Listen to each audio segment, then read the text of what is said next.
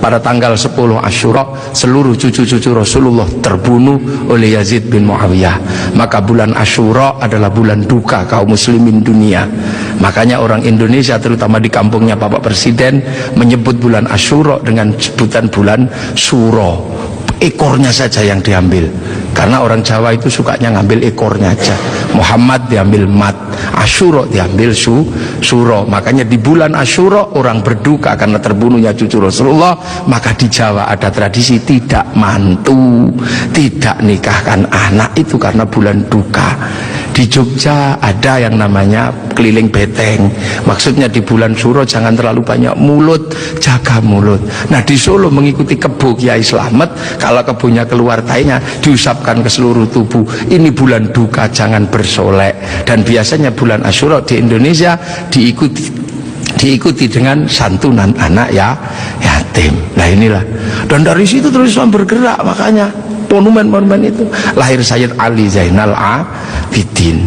Lah Sayyid Ali Zainal Abidin kemudian bergeser, punya anak Sayyid Muhammad Baqir, menjauh punya anak Sayyid Ja'far Shadiq, menjauh diteruskan sama Sayyid Ali Uraidi, menjauh diteruskan sama namanya Sayyid Muhammad, diteruskan Sayyid Ubaidillah, teruskan Sayyid Isa Naqib, diteruskan sama Sayyid Ahmad Al-Muhajir, teruskan Sayyid Alwi, teruskan Sayyid Muhammad, teruskan Sayyid Alwi, diteruskan namanya Sayyid Ali Khalid Qasam, teruskan putranya namanya Sayyid Ahmad Sohib Mirbat, teruskan namanya Sayyid Alawi Amil Faqih, punya anak Sayyid Abdul Malik sampai Mongolia, punya anak Sayyid Ahmad Jalaluddin sampai Campa, punya anak Sayyid Muhammad sampai Pase, dan punya anak Sayyid Jamaluddin Al-Husaini Al-Kabir sampai tanah Nusantara di pedalaman, yang kemudian karena turunnya di Jawa, Sayyid Jamaluddin Al-Husaini Al-Kabir, orang Jawa punya Hono Coroko, maka kemudian di Jawa dikenal dengan nama Syekh Jumadil Kubro.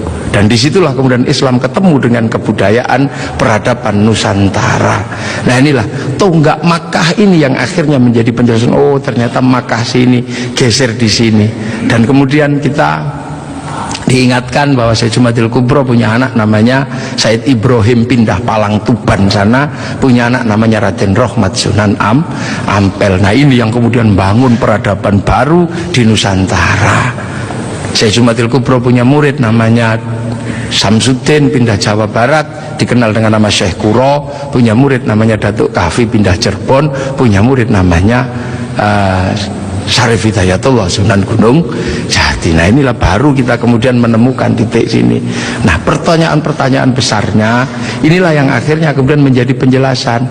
Lantas bagaimana kita mengikuti Rasulullah di tempat yang jauh ini?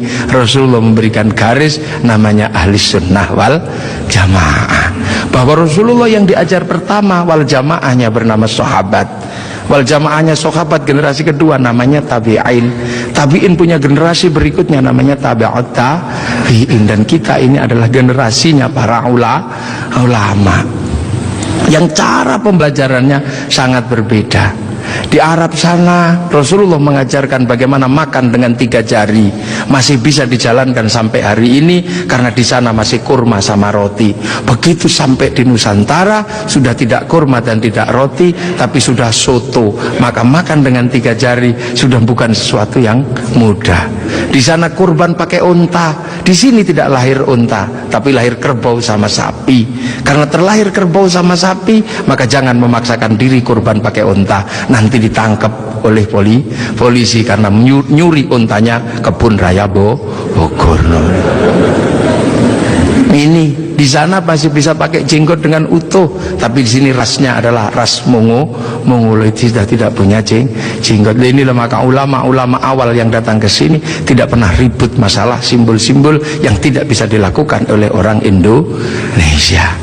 Nah sekarang ini tugas pemerintah, karena banyak orang yang kemudian lupa kedudukan itu, kemudian memaksakan menjadi orang dipaksa langsung ikut seperti Rasulullah. Nah ini yang harus kita pahami, bahwa kita ini berkedudukan sangat jauh.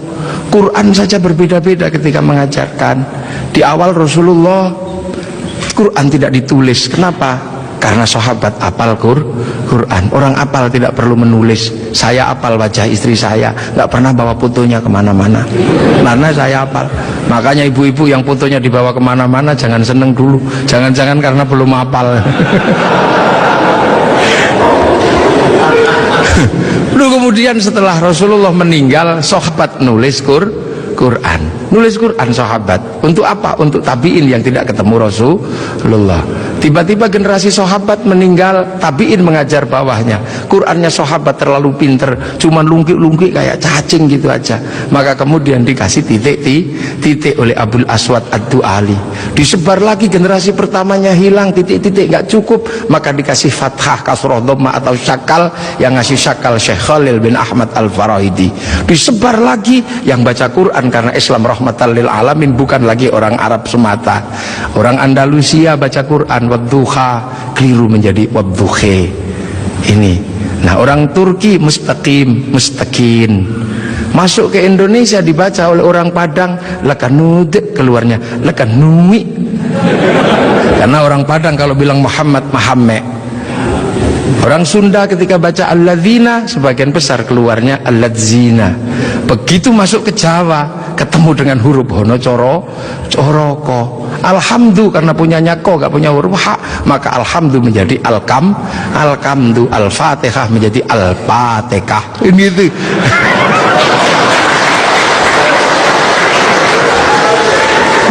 Nah ini, orang kalau ngerti proses kodifikasi Quran pasti tahu. Ketika masuk ke semua negara pasti berbeda. Al-Fatihah menjadi Al-Fatihah. Dan ini yang dialami oleh Bapak Presiden Republik Indonesia.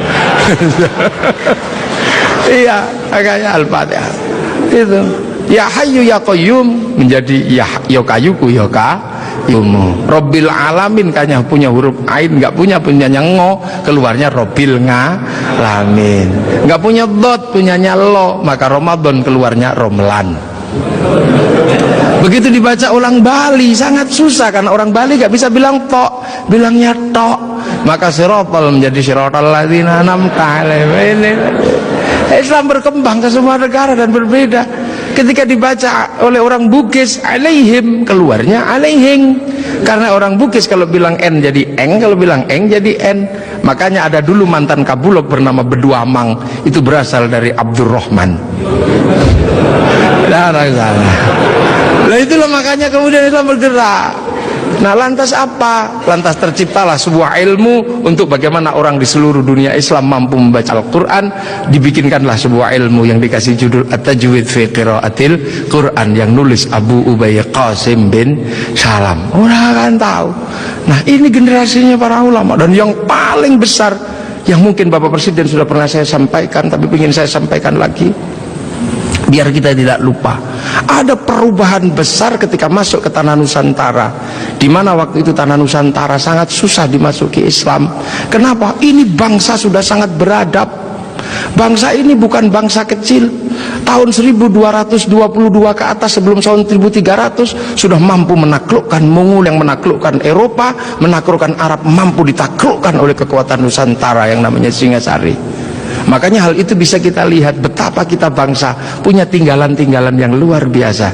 Orang Arab punya alat musik yang namanya terbang, terbuat dari kayu dan kulit. Orang Eropa punya alat musik yang namanya gitar, terbuat dari kayu dan tali. Tapi orang Nusantara salah satu alat musiknya adalah gamelan, terbuat dari logam. Hanya bangsa yang menguasai ilmu pertambangan yang maju dan penguasaan metalurgi yang mapan mampu membuat alat musik dari logam. Dalam cerita-cerita besar, kita juga punya cerita besar yang sama. Orang Eropa punya cerita tentang Cinderella, kita punya cerita bawang putih, bawang merah. Orang Eropa punya Samson, orang Arab punya Sam'on, kita punya Bandung Bondowoso, kita punya Sangkuriang, kita punya Sipahit Lidah.